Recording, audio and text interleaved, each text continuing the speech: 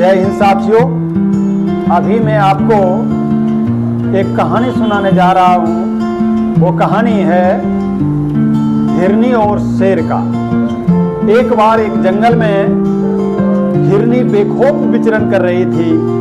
अरे भयमुक्त होकर के पूरे जंगल में घूम रही थी। हिरनी को बेखौफ घूमते देख बादशाह कलंदर ने पूछा कि हिरनी, तुम बेखौफ इस जंगल में विचरण कर रही हो, क्या तुम्हें शेरों का डर नहीं लगता है? क्या तुम्हें इस जंगल में कोई किसी जानवर का भय नहीं लगता है? हिरनी बोली कि नहीं, बिल्कुल मुझे कोई डर नहीं लगता है, क्योंकि इसी जंगल में कुछ दिन पहले एक शेरनी की मौत हो गई थी। उसके 2 बच्चे थे और वह भूख से तड़प रहे थे। तब मैंने उस शेरनी के बच्चों को मैंने अपने दूध पिला करके पाल पोस करके बड़ा किया है। और वह शेर जब बड़ा हो गया, बड़ा होने के बाद इस जंगल में ऐलान कर दिया कि कोई भी इस हिरनी को कोई नहीं मारेगा, क्योंकि ये मेरी माँ है, इन्होंने ही मुझे पाल पोस करके बड़ा किया है।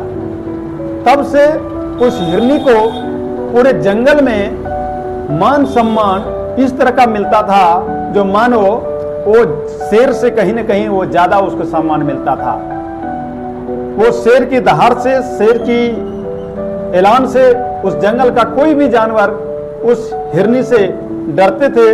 तत्पश्चात सभी जानवर उसे रिस्पेक्ट करते थे। इस तरह का नेक कार्य को देख करके, इस तरह का कलंदर को जब हिरनी बता रहे थे, तो उसी स्थान पर एक पेड़ पर एक तोता सारी बातों को सुन रहा था। सारी बातों को सुनते सुनते तोता को ऐसा लगा कि हर एक इंसान को, हर एक जीव को, हर एक व्यक्ति को कोई न कोई नेक कार्य करना चाहिए। जैसा कि हिरनी ने एक शेर के बच्चों को, शेरनी के मौत के बाद उनके बच्चों को पाल पोस करके बड़ा किया, और उसे पाल पोस करके बड़ा करने के बाद इस तरह का उसका जंगल में इस तरह का रिस्पेक्ट मिल रहा था, इस प्रकार का उसको आदर मिल रहा था, जिससे वो अति प्रभावित होकर तोते ने अपनी जिंदगी में नेक कार्य करने के लिए उन्होंने इच्छा जाहिर कर लिया। इतने ही देर के बाद वह जब सूगा देखते हैं, तोता जब देखते हैं एक सांप नीचे पूरा चारों तरफ से कांटे से घिरा हुआ है, वो कांटों से जकड़े हुए हैं और वह दर्द से सांप करा रहा है। वो सांपों को देख करके तोते के मन में वो इच्छा जग गई, उसे भलाई करने का, नेक कार्य करने का, जो कि वो हिरनी से सीखा था, हिरनी से सुना था। और वह हिरनी और कलंदर की बातों से वह प्रभावित होकर के अपने जीवन में नेक कार्य करने के लिए, उस सांप की भलाई के लिए वो पेड़ से नीचे उतर आया, और उन्होंने अपनी चोंच से सांप के शरीर में जो चुभे हुए कांटे थे उसको एक एक करके नोच नोच करके बाहर निकाल दिए थे। सांप को जैसे ही रिलीफ मिला, जकड़े हुए कांटे से बाहर निकला, निकलने के बाद उन्होंने सबसे पहले सांप ने उस तोते को डस लिया। सांप ने जब तोते को डस लिया, उसकी दर्द से, उसकी बीच से जब तोता करा रहा था, फिर उसी जंगल में बादशाह कलंदर घूमते घूमते आए, तोते को कराते हुए देखा, तो उन्होंने पूछा, क्या तोता, क्यों इस तरह का हालात तुम्हारा कैसे हुई, क्या हुआ? तो उन्होंने कहा कि भाई, आप और हिरनी उस दिन बात कर रहे थे, मैं हिरनी की बातों से, हिरनी की नेक कार्य से प्रभावित होकर के मैं भी नेक कार्य करने के लिए उतर आया, और जिसका परिणाम यही आज हमें मिला। हमने नेक कार्य तो किया, क्योंकि ये सांप जो है पूरे कांटों से जकड़ा हुआ था, जिससे ये बुरी तरह से फंस गया था, ये बाहर नहीं निकल पा रहे थे। मैंने इतनी सी कार्य किए कि नेक जिंदगी में नेक कार्य करने चाहिए, और वो नेक कार्य करने के लिए इनके शरीर में चुभे हुए कांटे को मैंने एक एक करके निकाल दिया। निकालने के बाद इन्होंने ही मुझे डस लिया।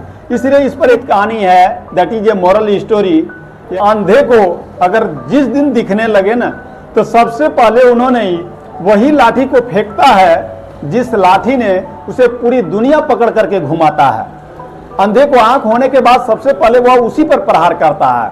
उसी तरह सांप का जो जकड़ा हुआ कांटे से जो था, सुग्गे ने जो भलाई की, तोते ने जो उसे भलाई की, उसका परिणाम यही मिला।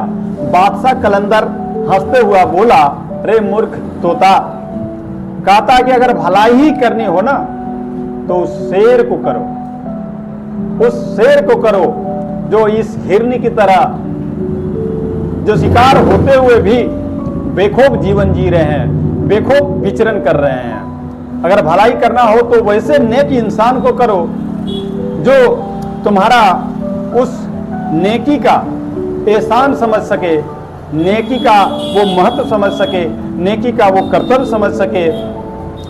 अगर आप वैसे इंसान को अगर यदि नेक नहीं करते हैं, भलाई नहीं करते हैं और वैसे गद्दार जीवों को, गद्दार लोगों को अगर यदि आप मदद करते हैं तो वो ये तोते और सांप की तरह आपका ही हाल होगा और वो आपका कमजोरी समझ बैठेगा। इसलिए मेरी ये छोटी सी कहानी ये सिखाती है कि लोगों को जीवन में नेक कार्य करनी चाहिए, लेकिन तो वैसे लोगों को करिए जो आपको सदा इस नेक कार्य का एहसान समझ सके, इस नेक कार्य के लिए आपको आभार प्रकट कर सके।